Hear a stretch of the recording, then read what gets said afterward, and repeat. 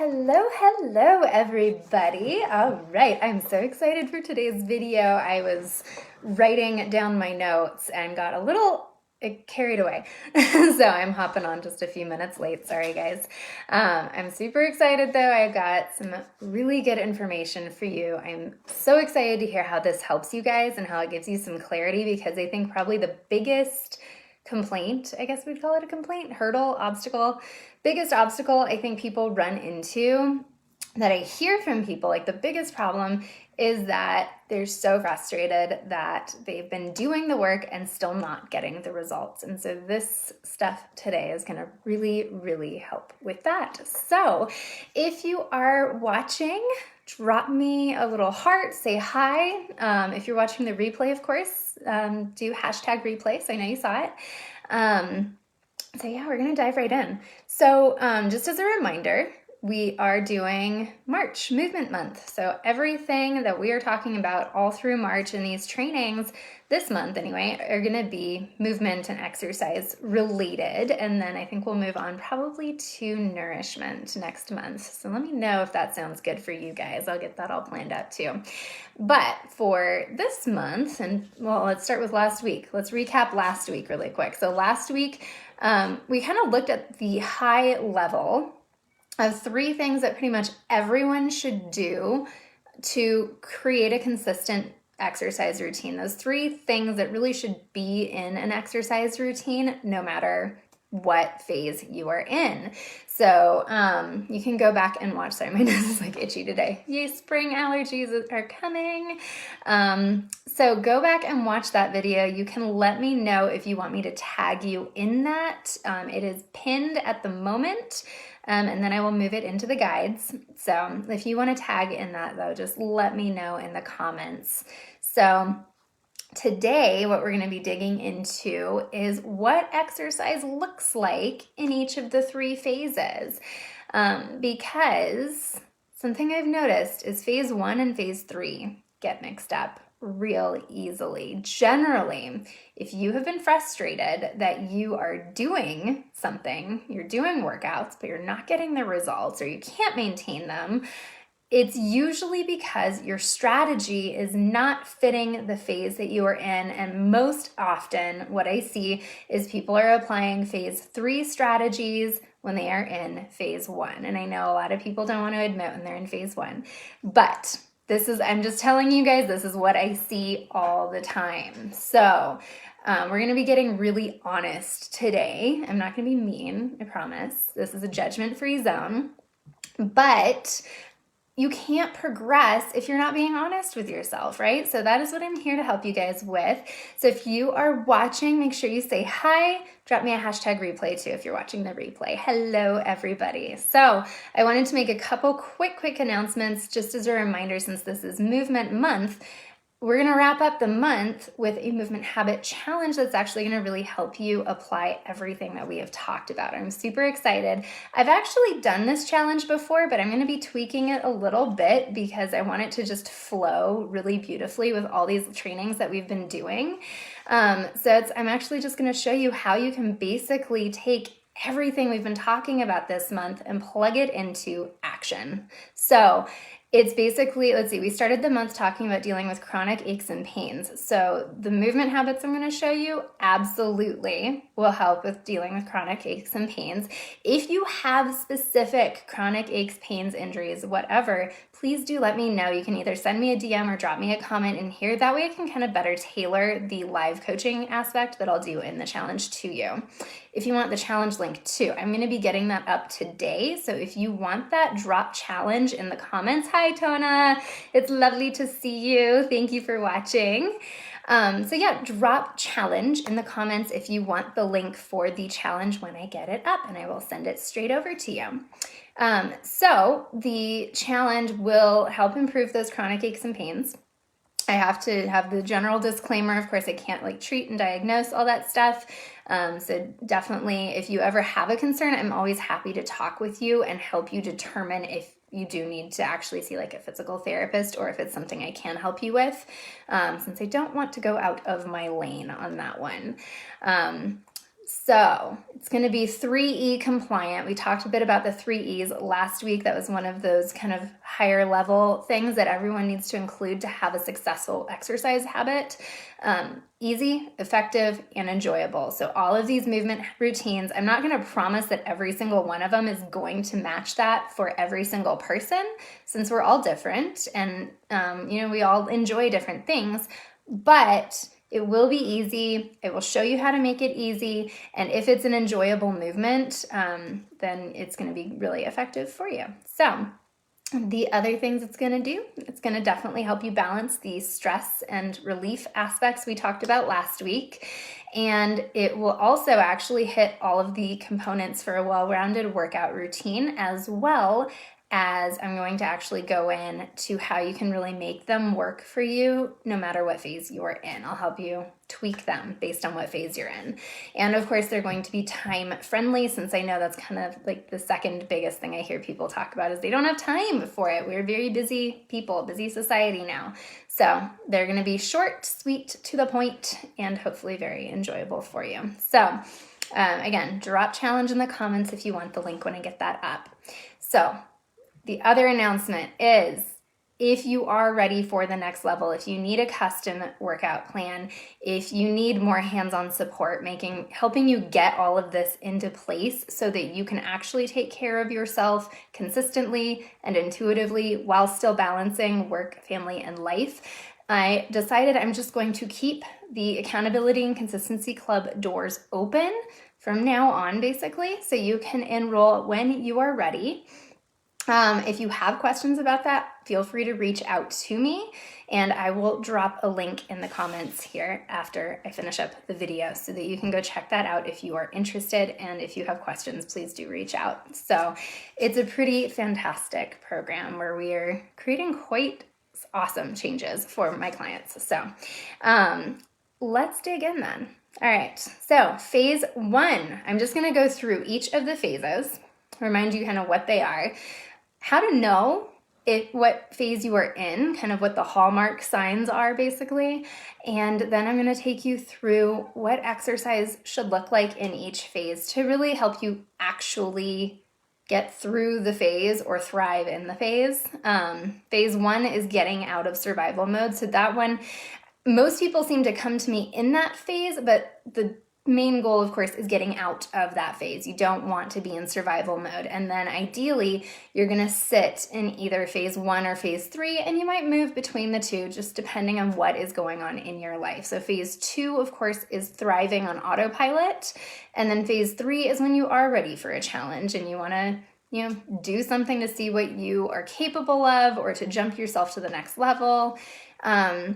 But yeah, phase 1, we generally just want to get you out of that phase as quickly as possible. So let's dig in. Phase 1, and you'll see me looking at my notes just because you guys, if you've been here for a bit, I can ramble and get excited. So I want to make sure we're actually hitting all the important points for you guys. So phase 1 is getting out of survival mode. So how do you know if you're in this phase? And this part is super important because, like I said, most people, if you're frustrated that you are not getting the results that you should be getting based on the workouts and stuff that you are doing, more often than not, it's because you are applying a phase 3 strategy to when you are in phase 1. And a lot of people don't want to admit that they're in phase 1, but most people are in phase 1.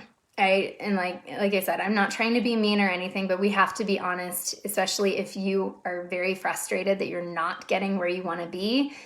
It might be that we're not being as honest as possible, and you might be in phase 1. I should note, it is possible to be in phase 1 in some ways and in phase 2 in other ways, kind of depending on what area of life we're talking, right? Like maybe you're a business owner and your business is in phase 2, your business is thriving, but physically you're in phase 1 because you're really stressed or you're dealing with a recurring injury or a health issue, right? So it's very possible to be kind of midway, right? And I think that's part of what kind of skews it, where you're like, no, I'm not in phase 1, I'm in phase 2. So here's how you know if you're in phase 1. These are the hallmark signs. You're generally overwhelmed most of the time, or very stressed out most of the time. You're uncomfortable in your body is a very big one, especially for if you're in phase one physically with your health, right? You are uncomfortable in your body. That can look like you're physically uncomfortable or mentally uncomfortable. If you cannot seem to love your body, you look in the mirror, you hate what you see, you have a lot of negative self-talk towards your body, that's phase one, okay? And then, of course, yeah, if you have those recurring injuries that come up, if you have an unmanaged health issue or a poorly managed health issue that's basically taking up a lot of your time or your mental space, this is phase one. If you are often yo-yoing with your routine, so you start something, you're good for a couple weeks, you stop. Like something happens, you fall off the wagon. You start a diet and then you fall off. You start an exercise routine, then you fall off. It doesn't matter what's causing you to fall off. And like, again, this is not me judging you. But if things are continuously derailing you, whether it's something totally out of your control, whether it's a lack of motivation, lack of discipline, whatever, like your injury comes up, you have a health flare up, anything. If anything is consistently derailing you when you start trying to do something, you are in phase one. And two, if nothing seems to be working, like, you've pushed your way through a program and really haven't gotten any results, or if I think I already said, so you're stopping and starting, right? You try a new program, you cannot seem to complete it. Or if you make it all the way through a program and you do get results and then cannot maintain them. This is all phase one, okay? So if you can drop me like a little one or a raised hand or something. Let me know if any of these resonate for you.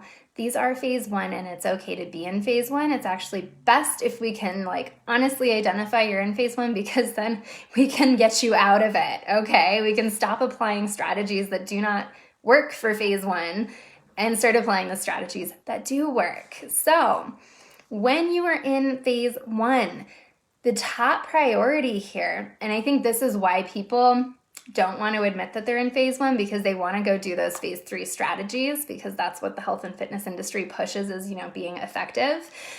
But the top priority here is not losing the weight. It is not massive body transformation. It is not massive lifestyle transformation. The top priority here in phase one is getting you to feel safe and calm in your body. And I know that's not super sexy. It might feel like that's not going to solve all your problems, but it will actually, because you can do all the things, and you've probably done this already. If you're one of those people who's frustrated, you've already done this. You've already gone through these phase three strategies. You are already frustrated that they're not working. And I'm going to tell you this is why they're not working. Whether you're ready to hear that or not is totally up to you, but I hope that you do start to hear this on some level, because we have to get you safe in your body. We have to get you and your body reconnected, your body listening to you and you listening to your body, and get you where you're safe and calm in your body. Yes, so important, right, Tona?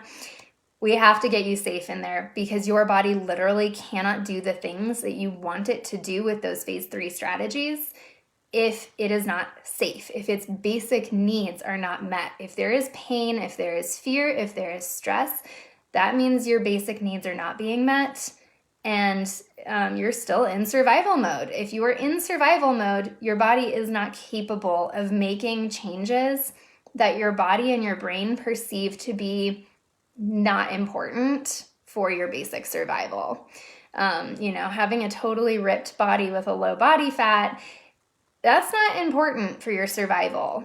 When we go back to thinking about our ancestors and cavemen and stuff, their bodies did not care about how ripped they were. Yes, it mattered how strong they were, because they had to be able to, run and save their lives and hunt for food. But yeah, the body transformation stuff did not matter. What mattered was their survival, and our brains are still primal. Our bodies are still primal to that degree. So if your survival needs are not being met, you can't do phase three strategies. They don't work. So I could say this over and over and over again, but I'm going to leave it at that. So what do you do in this period, right? When you're in this phase. And I think actually what I want to do first is cover just the myth, and I think I basically iterated that here, but the myth that I see people throwing out with this one is I'll feel better, right? I'll feel better in my body when I've lost the weight, or when this has happened, when my body does X, Y, and Z, fill in the blank with whatever you want your body to be doing. And unfortunately, that's not how this game works, because it's not a hierarchy where you are like in charge of your body. This is a teammate. This is a level playing field where your body communicates to you what it needs. You give your body what it needs, and then your body helps you. It doesn't go the other way around. You cannot force your body into doing what you want it to do if that's compromising meeting your basic needs. Your body will not, it won't work with you.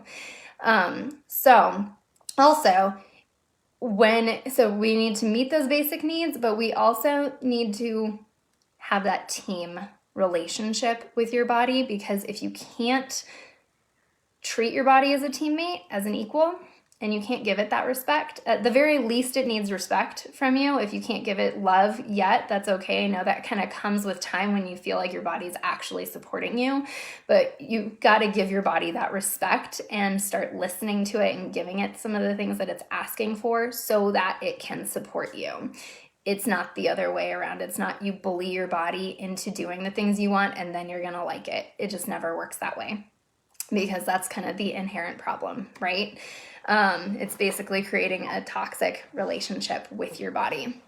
So, all right, again, I could go off on this one all day, but I hope that kind of gets the point across. If you're in phase one, let's get you out of it by recognizing you're in phase one and giving you the dang strategies that you need to get you out of it that are actually going to work. So what are those strategies? What does exercise look like?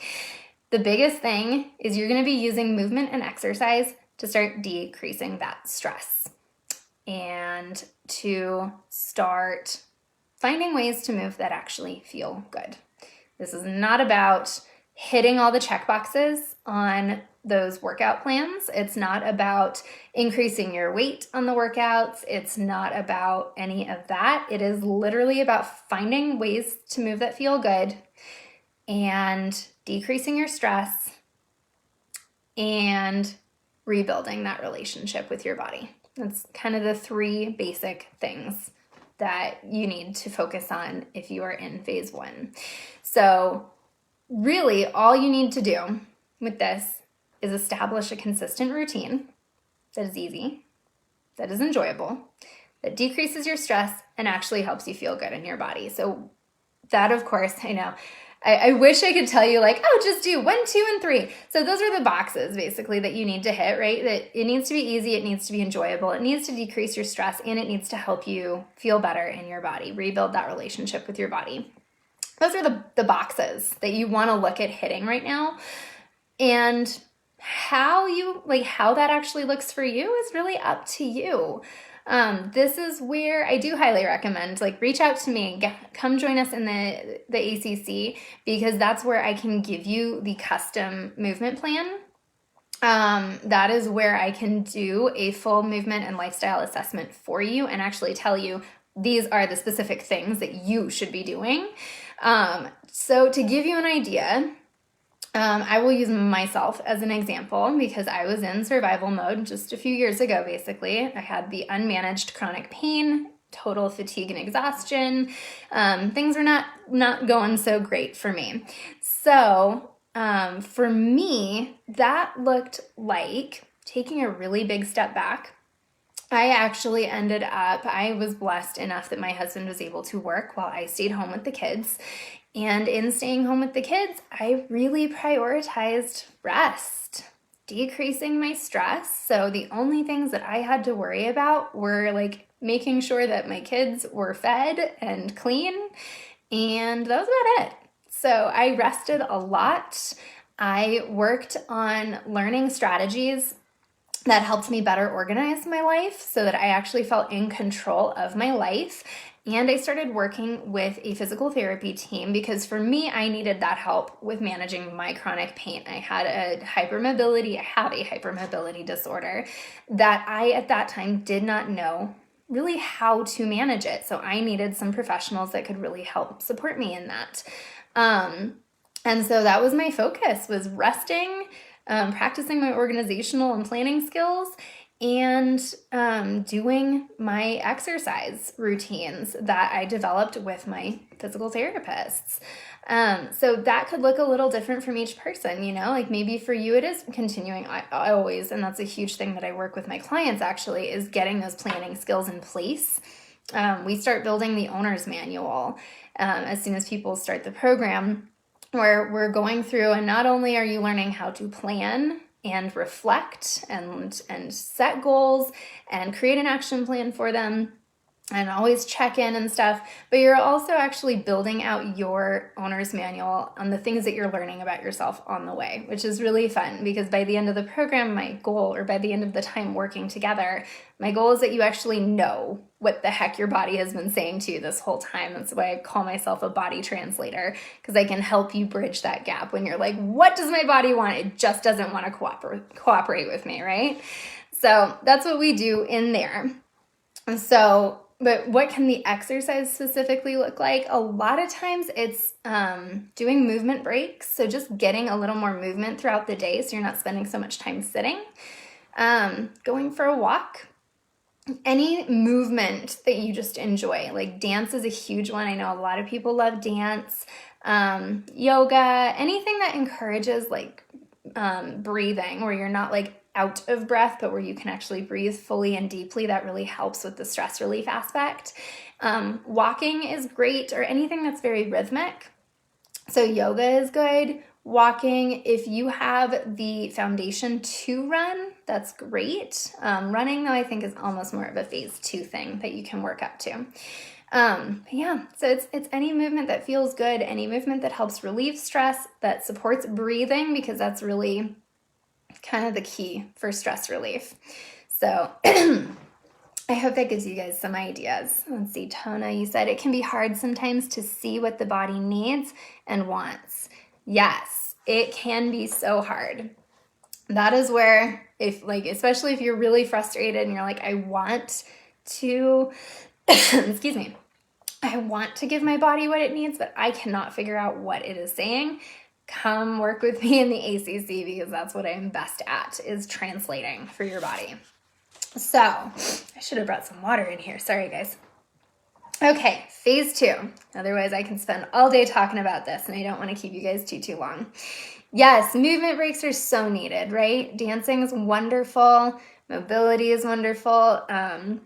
It's truly, this is the nice thing. It's because I think so many people who are in phase 1, they get held back from starting something because they think they have to do it perfectly, because they have to do like the high intensity workouts. They have to check all the right boxes, even though those are not the right boxes for phase 1, right?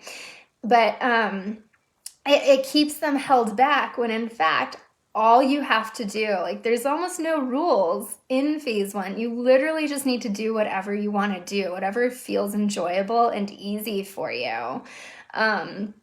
And really, if you start with that, you're gonna be feeling so much better, because movement alone, like as we talked about in the first video this month, movement alone is so healing.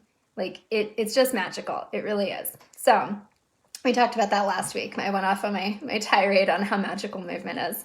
So yeah. All right, let's move on to phase 2.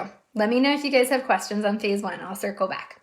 Phase 2 is thriving on autopilot. This is where everyone wants to be, right? Where they're just like, I wish I just had this routine and I just had all this energy and I could just feel good and I could then focus on everything else that's important to me. The set it and forget it kind of thing, where you're just healthy and your body just supports you. And so now you get to go do all this stuff that you want to do in your life. That is phase 2, and you can absolutely get to phase 2. I have clients in phase 2 right now. I'm in phase 2 right now, kind of waffling between phase 2 and 3. But you will know you are in phase 2 or ready to get into phase 2. Yeah, ready to get into phase 2. You're moving out of phase 1 into phase 2 when you are getting some results that are coming consistently. that are maintainable, right? You have more consistent energy. You're not stressed and overwhelmed all the time. Like maybe sometimes here and there. That's life, right? Yeah, it comes and it goes, but generally like your set point is no longer at like totally frazzled and stressed out, right? And you have that strong desire to be able to maintain the results you've already gotten while focusing now on the other things that are important to you. The big like hallmark of this is that you now have the confidence in your body that you can focus on those other things. So like for me, I finally hit that point where I was like, oh my gosh, I feel so much better. I am ready to start my business. This is what I have literally been dreaming of running this business since at least right out of college. And it really started becoming a really powerful, strong dream when I was getting my master's. And I was like, this is not going to happen. Like, don't have the energy. When I finally did hit that point where I trusted my body, I had built up results, I was feeling comfortable in my body finally, I was seeing what I was capable of, that was when I was like, oh my gosh, I'm ready to start my business. One of my clients as well, she finally had the sustained energy where she had the confidence and trust that she was finally able to launch her mastermind program. So that's kind of like the hallmark that you are in phase 2 and ready to just spend a little time in phase 2 and really focus in on that. So of course, the top priority in phase 2 is refining the routine that you built that got you out of survival mode while putting a system in place that prevents you from sliding back into survival mode, right? So it's making sure you have that really, really solid foundation that you can grow from. That's phase 2. That's really the top goal here. So the big myth that I want to bust surrounding phase 2 is that when you are thriving on autopilot, it's a set it and forget it, never touch it again kind of deal, because it's not. It is where your health is no longer this, it's no longer something where it's like top of mind all the time, where it's a stressor, where you're like, oh, I got to get this fixed. Oh, I got to get this fixed. I need to get this done. It becomes something where you have that self-trust that you can now maintain this. But just because you trust yourself to maintain it does not mean that you can then just never check back in. It is something where, and this is that second part of the top priority, we want to refine the routine and put strategies in place so you don't slide back, because otherwise we get complacent and we do fall back into those old habits. And that's what people experience when they're like, oh, I've got this new habit down, this is great, and then they kind of go on with their life and they don't check back in on the habit. And so before they know it, they've lost the habit and they have slipped back into phase 1. And they're like, oh my gosh, how did I even do this? So yeah, exactly. Right, Tana? So we want to make sure that we are still checking in periodically. So that's like my client who finally started her mastermind. We are still working together because we are still getting these strategies in place for her, where we have the weekly check-in that we do in the ACC. That helps big time, but we're also kind of fine-tuning like what works for her, like what are the little cues and the triggers that seem to happen with her that we can make sure that we are aware of, that like, oh, this happened, now we got to make sure that you're still on track, right? So while you're going to hit this point in phase 2 where you're no longer super stressed about your health, where you are getting consistent results, we do still have to check back in periodically to make sure you're actually staying on track and maintaining that foundation, because unfortunately you've had a whole lifetime of being in phase 1. So we want to make sure that we are laying the foundation and creating those habits and fail safes so that you can stay in phase 2. Because ideally, phase 2 will be your new norm. That will be like your base level at all times. And then whenever you have that urge and that time, you're ready, willing, and able, you can kind of go up to phase 3, come back down to phase 2, go up to phase 3 when you're ready. And it's just this enjoyable cycle for the rest of your life, basically. So what exercise looks like in phase 2 Again, I guess there's plenty of leeway on this one because it really does all come back down to like what is easy and enjoyable for you. Like what are the things that you really want to do the most of? You know, maybe you want to be able to go on regular backpacking trips. Maybe you want to go on, or maybe you want to do dance for the most part and start getting better at your dance. Maybe you want to go to the next level of yoga, whatever it is. Run a 10K, whatever it is. You don't have to have big goals like that either. But it's whatever you enjoy, right? And whatever you enjoy is going to tailor what you're doing, right? But of course, we still want to have that balance of what does your body need to, so the big things here are what does your body need to ensure that you always have plenty of energy, and what does your body need to feel good? So, I mean, you can do the stuff that you enjoy, but at the end of the day, like we still need to make sure that your body is getting the flexibility training that it needs, right? To actually maintain the comfortable, what am I saying? So that your body can actually maintain the good length of muscles where your body feels good, right? So instead of, like if you spend a lot of time sitting, we still need to make sure that we're kind of reversing the sitting posture with strength and flexibility training, right? I hope that makes sense. So this is where we're kind of coupling enjoyable movement, whatever it is you enjoy, with creating that well-rounded exercise routine, because that is what is going to ensure that you always have plenty of energy and that your body stays very nice and happy, so it doesn't become a problem, right? So this is definitely a daily habit, right? I hope you guys can see both for phase 1 and phase 2, this is going to be a daily habit. Not necessarily that you're doing the same thing every single day, but it is something that you are bringing into your life each day. You are moving in some way every single day. And that includes rest days, right? Like maybe even just going for a walk, just not spending all day sitting, right? So, okay. Let me know how that lands for you with phase 2. Let me know if you have questions on that.